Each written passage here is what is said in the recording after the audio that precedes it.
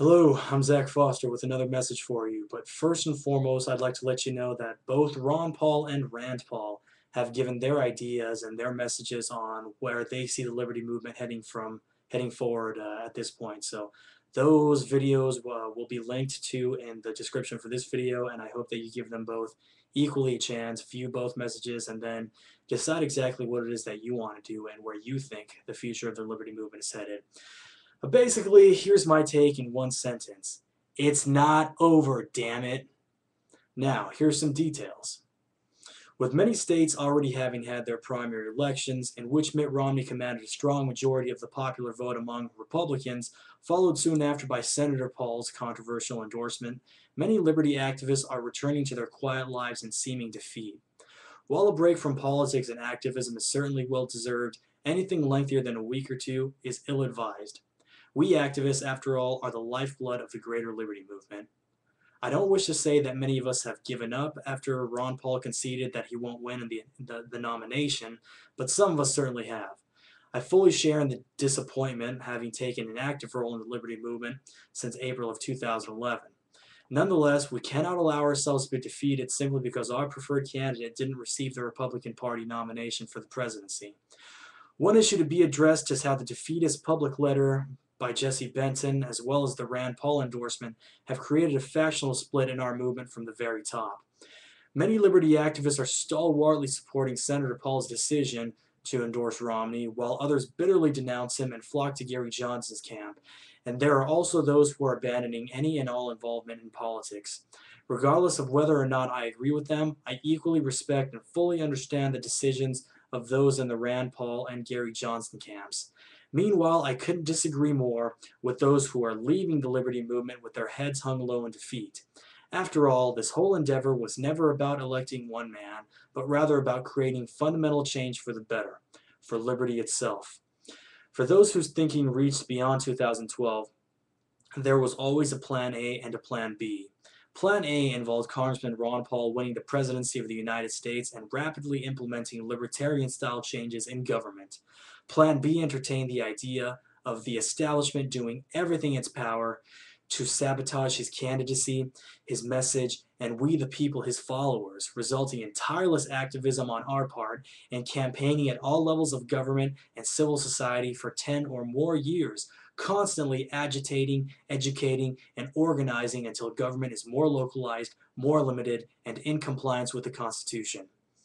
Many within our movement have relied on Ron Paul and other leaders like Rand Paul and Mike Lee to implement liberty from above via the federal government, even though liberty is supposed to begin at the grassroots, ordinary citizens like you and I, the very bottom of the power ladder, and then work its way up in the form of civil disobedience or outright resistance to breaches of constitutional law by government.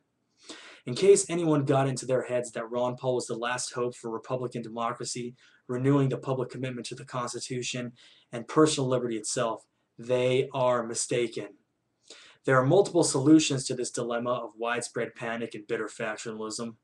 First of all, even though many liberty candidates were filtered out of the elections during the various states' primaries, there still remain liberty candidates in this race who stand a chance of winning. Though California's John Dennis is in an uphill battle against Nancy Pelosi this summer, further down south in California, David Miller's support continues to grow as he runs against Democrat Grace Napolitano, having finished in the primary election within 2,000 votes of her in a district that was drawn to favor Democrats by 60,000. Miller may very well win, and he could use all the support we can give him. In New York, Liberty candidate Dan O'Connor's support grows as this anti-war, anti-Federal Reserve Democrat runs against the corporate-owned incumbent. Congressman Raul Labrador runs again in Idaho as Congressman David Schweikert continues his re-election bid in Arizona. North Carolina's Walter Freedom Fries Jones has made a complete 180 in his foreign policy views and now supports Ron Paul's platform. In Michigan, Kerry Bentivolio makes his bid for a seat in the House of Representatives as Congressman Justin Amash runs for re-election. And in Texas, our champion Ron Paul has campaigned for Ted Cruz in his bid for the U.S. Senate.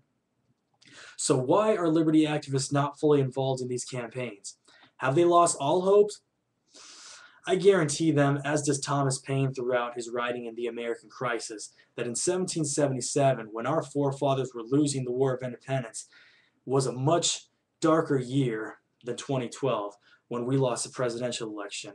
Also, remember that 1862, when father fought son and brother had been fighting brother for over a year, and the casualties piled ever higher in this new civil war, bringing our great-great-grandparents to the horrid realization that this civil war would be longer and bloodier than they could have ever imagined and could possibly bear.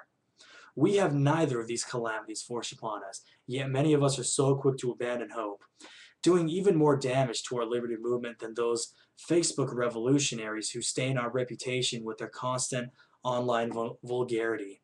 Ron Paul forums. Rather than losing hope, every one of us needs to be actively campaigning for liberty candidates. Even if we live far away from where these races are actually happening, let's all be reminded that technology enabled many of us to phone from home for Rand Paul's 2010 campaign, and even more of us to phone from home for Ron Paul this time around. Anyone unable to make phone calls can be raising money and electronically sending it to these campaigns, or at least donating $10 or $20 of your own money. It's not like you're completely powerless. Sign waving still doesn't work, so don't waste your time on it. And if you made a hobby of it before during this election, instead of knocking on doors or making phone calls, ask anyone who was actually involved with the Ron Paul campaign or the Gary Johnson campaign, and they'll inform you of the cranial rectal extraction you are in desperate need of performing. Campaigning for liberty candidates, whether it be for school board and city council or for the U.S. Senate, is of the utmost importance and should be fully pursued by every one of us who actually gives a damn about changing our country for the better. The split in our movement between the Rand Paul, Gary Johnson, and I'm done with politics factions can be healed only by time and through rebuilding our cohesion and our trust in each other in the greater reorganization and refortification of our movement by working together in local liberty campaigns. Better yet, just imagine the victories that could be gained from all of these elections. New members of Congress could resurrect Ron Paul's bills that died in committee, not necessarily because of their content, but because of special contempt for their author. I blame Newt Gingrich. Well, actually, he's not the only one to blame. City councils could spit in the face of the unconstitutional federal war on drugs, just as Denver and Breckenridge did in their legalization of adults' possession of an ounce of marijuana. Members of school boards could give our adolescents a defense against leftist or neoconservative brainwashing by weaving Karabani's Inclined to Liberty in the curriculum for high school freshmen, followed by jewels like Hazlitt's Economics in One Lesson for juniors, rounded out with Hayek's Road to Serfdom and Rothbard's Left, Right, and the Prospects for Liberty in the senior year curriculum. Perhaps even brave members of college boards and brave professors would even dare to include Atlas Shrugged in the curriculum for college literary, language arts, and philosophy programs. So do you now understand the golden opportunities presented to the greater liberty movement, even from small, local, and often overlooked elected positions? I hope so. Then, after the November general election is over, we must all endeavor to fill the ideological vacuum left by Democrats and Republicans alike as they conclude their election cycle messages, shut down their campaign offices, and go home. While they return to their normal lives, we'll continue to be involved with honorable groups like Young Americans for Liberty, Campaign for Liberty, Oath Keepers, and respectable organizations like the Ludwig von Mises Institute and the Cato Institute. We must continue educating the public on their constitutional rights, on the sanctity of everyone's humanity, personhood, and dignity, on the constitutional limits of government, and on issues that continue to directly affect us and society as a whole. We must continue the discussion on the Federal Reserve, the war on terrorism, and the war on drugs beyond this election cycle. We must become a firmly entrenched voice in every community across America, making our message known and understood by an increasing amount of people. We must constantly criticize the president, be it Barack Romney or Mitt Obama, the Congress, and the courts for breaches of constitutional law and violations of human dignity, so that the public knows we're not partisan hacks like the rest of the media loudmouths. Someday soon our day will come, and we'll win the presidency, the Congress, the state legislatures, and we'll regain our liberty. Improvements will come in government, the economy, and civil society, and the world will see that this entire time we had real solutions to problems created by left-leaning or right-leaning, big spender, big government hacks, and all along we actually knew what the hell we were talking about. Brothers and sisters, stay involved in this movement, because if you leave, you may not ever come back, and the liberty movement will lose yet another jewel, you, and that's exactly what the establishment wants. So please, stay with me, brothers and sisters. God willing, I'll be in this with you until the end.